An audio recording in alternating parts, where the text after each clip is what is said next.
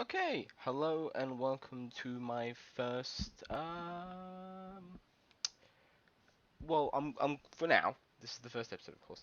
For now, I'll be calling it the current review. This is where we go through uh, a wrestling show. It might be SmackDown, might be Raw, might be I don't know. It could be New Japan in the future. I don't know what I'm gonna do in the future, but until then, we're just gonna cover Raw and SmackDown, maybe 205 Live if I feel like it, and go through what happened in my opinions during. I don't know how long these episodes are going to go for, especially because this is the first episode and my first time recording. So if it's iffy and rusty, I do apologize. But that's going to happen on the first episode. We just need to accept that. And this is my first time with this sort of programming change, I guess you'd call it. I'll be running the current view, which is the current wrestling show, um, and a series called SDGP. Sorry, SDCG, which is sort of I look back at an older wrestling show, maybe a few months ago, maybe a few years ago. I don't know. For now, it's gonna be a few months, and go over and talk about what I like and dislike, and sort of reflect over things like that. But right now, we're doing the current view, where I'll be covering SmackDown from the 10th of July, 10th of July, 2018. SmackDown. First, we're going to go through what WWE published for a preview for the episode. Uh, so, this is the official preview notes. Team Hell No kick off SmackDown Live on Miz. Oh wait, nope, no, that's literally the. Okay, I thought I wrote that. Yeah, Team Hell No kick off SmackDown on Miz TV. We also have tonight AJ Styles versus Shinsuke Nakamura to battle on SmackDown. Uh, we have Oscar and James Ellsworth square off in a lumberjack match. Can Ty Dillinger defeat Samoa Joe? That wasn't on SmackDown at all. Curious. Um, and can Sin Cara look for payback on Andrade Cien Almas? So those are the preview notes. Now, I have written notes for the entire SmackDown show, and we're gonna go through it and my thoughts upon it. So if you don't want spoilers for SmackDown, don't listen to this. But if you do, that's cool. Yeah, I won't complain. Tonight, we started with an advertisement for the Shinsuke Nakamura versus AJ Styles match and the lumberjack match featuring Oscar and James Ellsworth. Um, as advertisements go, it was just a quick thing going, hey, these are the big matches for the night, so that's fine. Um, and yeah, I was actually really excited for the AJ Styles match, so I can't complain. And just like the preview said, we opened with Miz TV, featuring Team Hell No. Uh, During the segment, pretty much early on, Miz was trying to rile Daniel Bryan up a bit. Daniel Bryan was threatening to punch the Miz, but after a few words with Kane, he decided it was better for business if he didn't. And uh, I can see what they're doing. They're sowing the seeds for the rivalry, but I don't care right now because I know I'm not going to get that rivalry right away. But that's me personally. But The Miz does do a really good job of hyping the matchup for Extreme Rules against Team Hell No versus the Bludgeon Brothers. Um, the Miz did a really good job of hyping that matchup, so I'm actually rather excited for the match. I'm excited for a lot of matches on Extreme Rules actually, but that one in particular now because of the Miz TV section. So if the Miz TV section did anything, that was it. Then we got a little thing, a little video package for Team Hell No. Nothing special, kind of just recapping what's happened the last 2 weeks. Um, so make of that what you will. But pretty much straight after the video package and some more sowing the seeds for the Daniel Bryan versus the Miz rivalry, the Bludgeon Brothers came out. Um, sorry, Kane after the video package, got a little annoyed at The Miz and was about to chokeslam him, and then the Bludgeon Brothers came out, which is fine. I get they sowed the seeds for that last week. I don't know how I feel about this Daniel Bryan Team Hell No thing. It feels weird. It feels really random. Like, I'm okay Team Hell No being a big stay. I do think they should be in the front of the tag team division right now. But the way they tried to weave them in feels a bit weird to me. But that's me personally. I don't know how you feel. Uh, and while the Bludgeon Brothers were doing their entrance, going slowly walking to the ring, they were interrupted by Sanity. Sanity came out, and we had hints of that last week as well. But Sanity came out and started beating the holy living crap out of Team Hell No and The Miz. There was a bit of a scuffle between all of these sort of, I would say, factions, I guess, because you got the Bludgeon Brothers, you got Team Hell No, you got Sanity, you got The Miz, who's sort of just there still. I think he might have fucked off. I don't remember. Um, and then the New Day came out because they got a little thing with Sanity as well. So pretty much by the end of the segment, it was just a cluster truck of people. And this is where it really lost me. Like prior to the video package, I thought the segment was really good. We were hyping for the match at Extreme Rules. We knew who was to play. Having the Bludgeon Brothers there made him feel imposing. It didn't feel like they needed to be part of the drama, and that's kind of what I like about the Bludgeon Brothers, specifically. It doesn't ever feel like they need to be there to have weight in the scene. But they did, of course, come out, and Sanity came out because they could, I guess. Um, but by the end of the segment, Sanity and the Bludgeon Brothers were standing strong. They're standing in the ring. They tossed everyone out of the ring. They looked imposing as hell. Um, but Uh, overall, I'm going to give the segment a dip, and this is where I can introduce my rating system. So we've got four ratings here. It's either a skip, a dip, a chip, and a grip. I'll explain all of them so you never get confused. A skip, if I classify as a skip, it means I have either skipped the segment because I was bored, or I wasn't interested, or I just don't care, or it could be really bad and I just don't want to see it. So I'll skip it. I'll classify it as a skip. Okay, it's something just don't bother watching. It's going to be unpleasant. Just ignore its existence. Or if don't ignore its existence, complain about the internet for all I care. I don't. Then you get the dip. A dip is sort of a dip in the show. So it's bad. The segment or whatever's happening, it's not good. It's pretty bad in my opinion. But you'll at least be able to watch through it. You know, it's probably not going to be that long. If it's too long, it'll be a skip. So it's probably something bad, but it's short. Then we get chip. It's good enough to sit down with a bag of chips and eat and watch and be entertained. That's good. That's a good segment. And then we get grip. There's a few grips in this episode actually. A grip is just a moment that's so good that I'm gonna remember it for the next week. Like sort of gripping the edge of your seat, that kind of thing. So skip the segment, dip, shitty segment, chip, good segment, grip, edge of your seat, entertainment. I'll go through it every episode, so if you do forget or whatever, I'll, yeah, do my thing. Then we had an ad break after that segment. But SmackDown has a lot of ads, so that's kind of to be expected.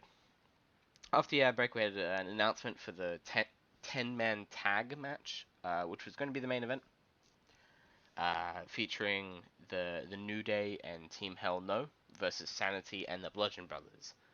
No Miz. Miz kind of fucked off and stopped being part of the segment, which is fine. Make of that what you will, I guess. But now we get to the good stuff. This is one of the better things of the night. One of the things I will remember, even though I don't think I classify it as a grip. No, I don't. So from here till I say otherwise is either a chip or average. So it doesn't dip, it doesn't skip, it's just chip. This is good stuff here. So it's Shinsuke Nakamura versus AJ Styles. Another match between those two. Personally, I thought it was probably their best match yet. Frankly, I didn't watch the one for. I didn't watch their last match, which was part of. I don't want to say Money in the Bank. It was Money in the Bank, I believe, actually. Yeah, I didn't watch that. I heard it was probably the best match. But I stopped caring about it. I had no interest whatsoever in what was happening. It might have been Backlash. Whenever AJ Styles and Nakamura versus Last, that was probably that I missed that one. I've seen every other one, but this one, SmackDown, was probably their best match. Um, just before the match could begin, Rusev and Aiden English came out. They were like, "Hey, yo, I'm a heel," says Rusev. Pretty much, they're treating Rusev like a bad guy. A lot of people have problems with that, um, but not I. It doesn't bother me as much. I love Rusev. I love Rusev Day. I think it's a great gimmick. You know, people don't like gimmicks, but I think Rusev Day is really good. And if they pushed that much earlier, it could have been much stronger. But he's in the feud with AJ Styles, and unlike last time we had something like this, I complained about it. But this one, I can't complain about. This is just a good feud. No, I wouldn't say good feud. It's average feud, I guess. They're fighting, I guess. But for Rusev, it's better than nothing, and I'm happy for that. Uh, and during Rusev's sort of rant at AJ Styles, he actually paused for a little bit and listened to the crowd chanting Rusev Day. I didn't hear a single AJ Styles chant, which is so good. I like that. I want AJ Styles to lose the belt because I think he's had it too long at this rate.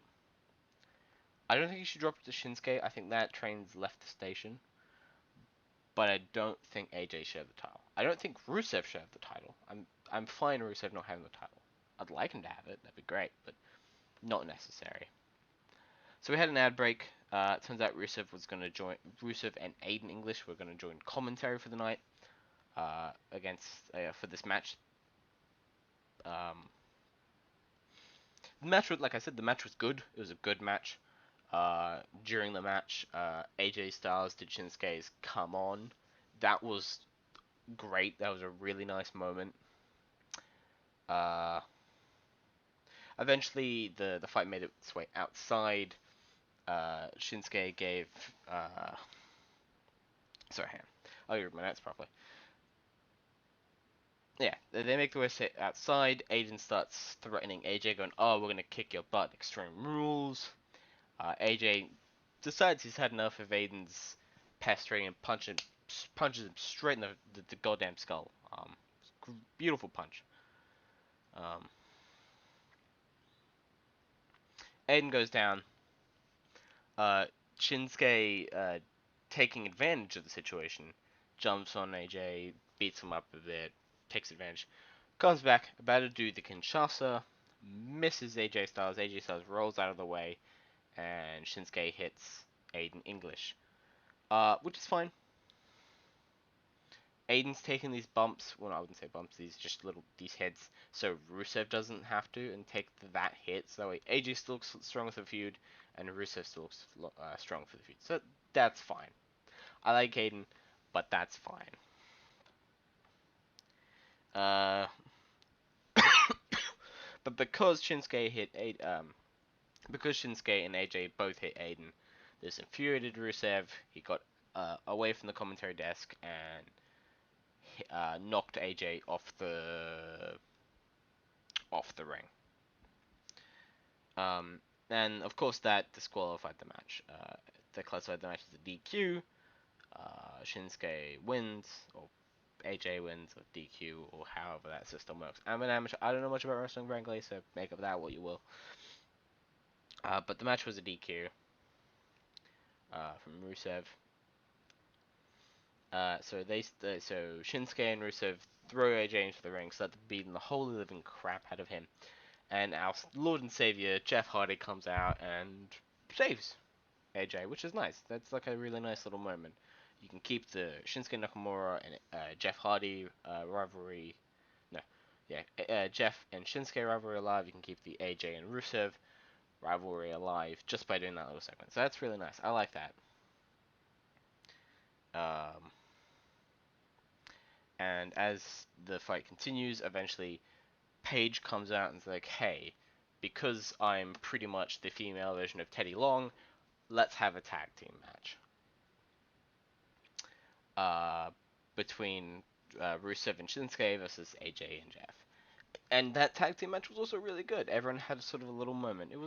I'd say it's probably the weaker part of the this sort of large segment, the two matches. Uh, but it was still good. Rusev had a good Machka kick against AJ on the edge of the ring. Kicked him right off. Oh yeah, when AJ was standing on the ring apron, Rusev got a Machka kick in. AJ flew off. Rusev gave another Machka kick to Jeff. Jeff was out cold, pinned him. Rusev wins. Rusev and Shinsuke win. Overall it was a really good match. Both matches were very entertaining. It was a good time all around.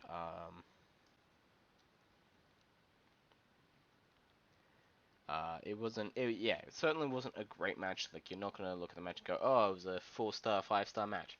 But it was entertaining, and I personally was invested in what was happening, so can't really complain about that. Now, I didn't think I was gonna have to have a skip so early in the in my sort of my series or whatever, but we're having our first skip, which is for the from this point on to the end of the Oscar versus Ellsworth match. So there's a lot of things to skip here. I'm gonna be frank. So we start off with the backstage footage of Ellsworth preparing for his match with Oscar, the lumberjack match. Camilla comes out and's like, "Hey, yo, you better beat Oscar, or I'm gonna beat the crap out of you," or something like that. It doesn't matter. Don't even worry about it. And then eventually the lumberjacks come out. Something of note there: Lana comes out first. Uh, that's nice. I'm glad Lana's getting some appreciation, even if it's just you get to go out first. I don't know. That's just the thing I like.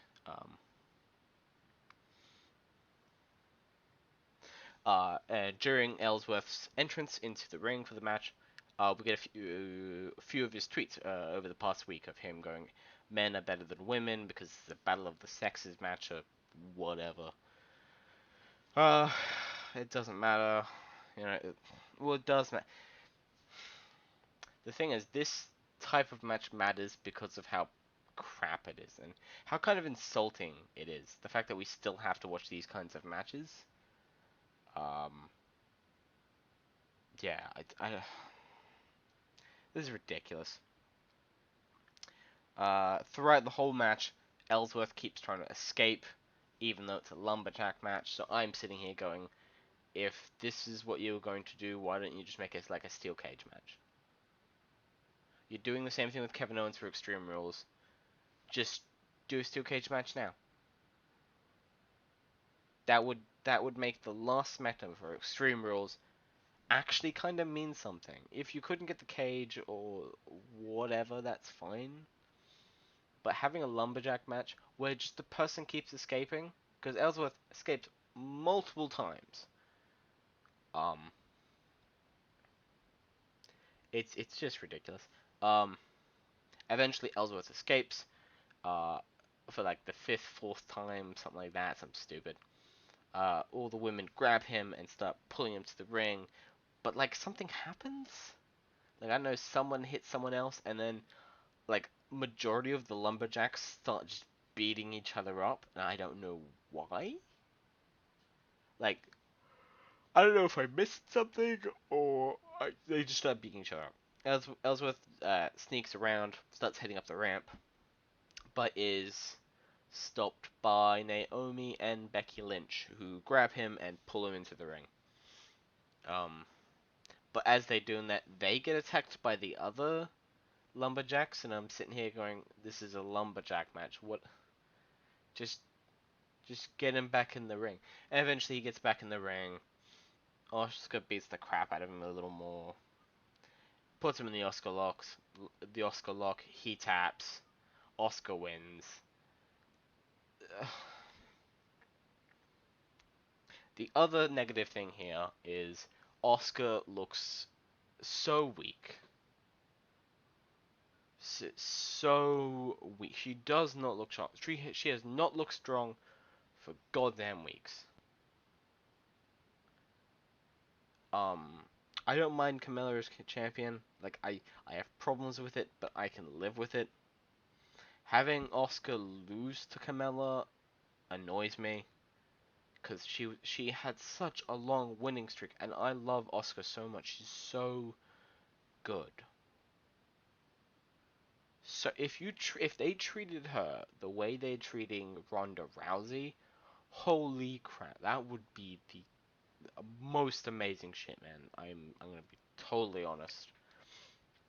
But right now she's having a match with Ellsworth and Camilla and losing.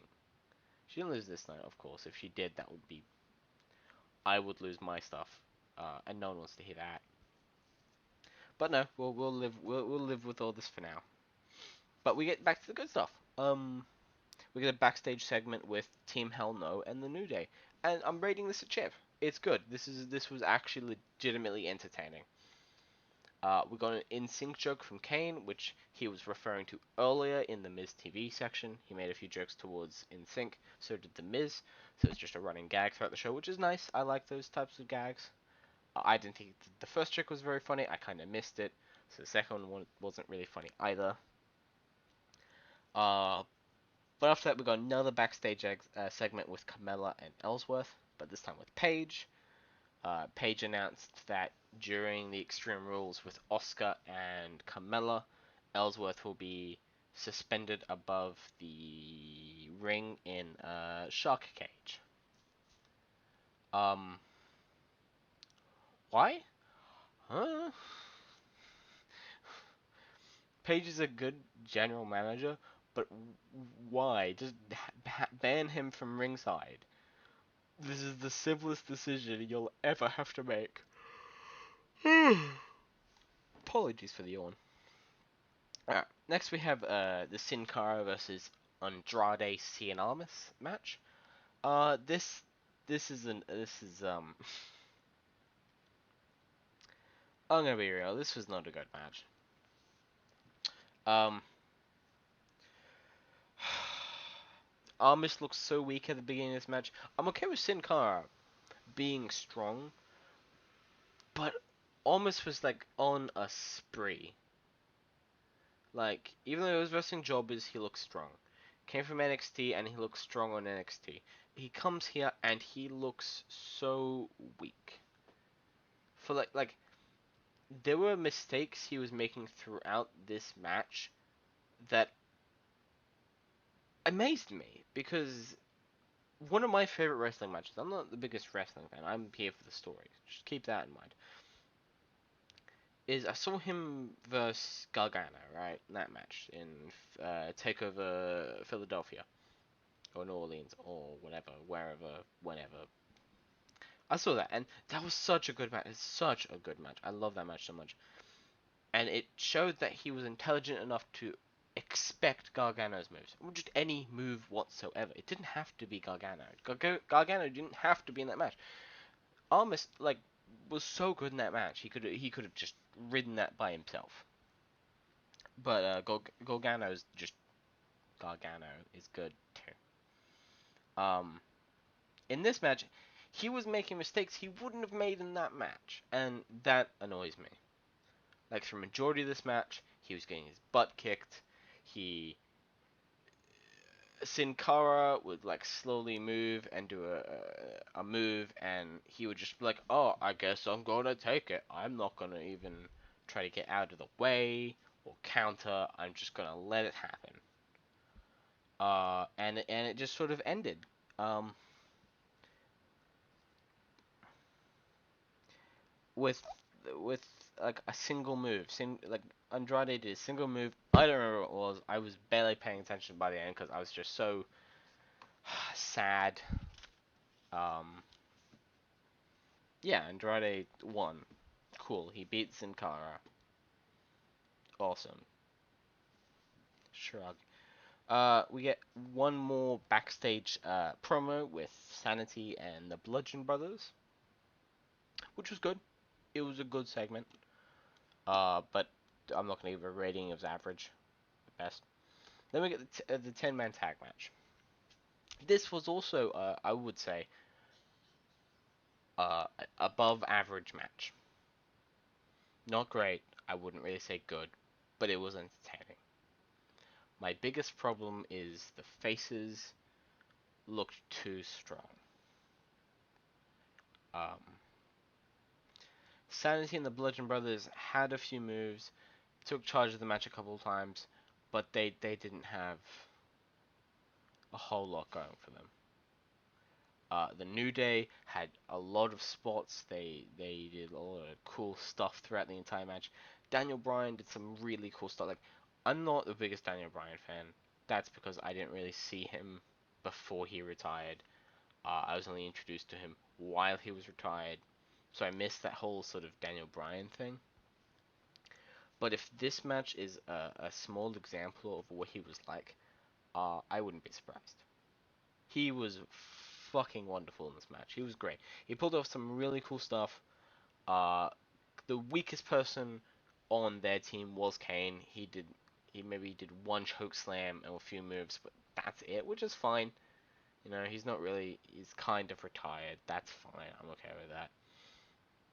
But no, the New Day and Daniel Bryan look so good throughout this entire match. I'm happy. Um, and then they won. Uh, and to end off the show, we had Daniel Bryan attempting and succeeding at doing Kane's pyrotechnics.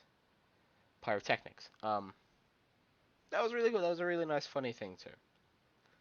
Uh, so overall, the show was fine. The Carmella stuff you could easily skip, and this whole episode would be 1,000 times better than it actually was. Make of that what you will. Uh, Again, the best things about this entire show were the New Day, and Daniel Bryan, and the AJ Nakamura, Jeff Hardy, and Rusev stuff. Like, all of that was really good. And that's it. Like, legitimate. That like this watching it, it felt like a very busy show. But if you look at it on paper, it wasn't that busy. So, uh, that's SmackDown for this week. I got 2 minutes left, a minute and a half left. So I want to quickly say thank you for listening. If you have, please subscribe. Please go to my Patreon. I've got Patreon rewards. They're not great rewards, but as this improves and I release more episodes, I'll release more rewards. More better rewards, I should say. Um, it's doing this is really tough for me. I'm gonna be real for a second. I don't have a job. I'm looking really hard. No one's hiring. So if I get anything from this, it would mean a lot. Um, I enjoy wrestling for what it is. I don't love it all the time, so I'm not the most devoted person. And I understand there's gonna be better podcasts and a better episodes of things, but I'm willing to try. I'm willing to learn.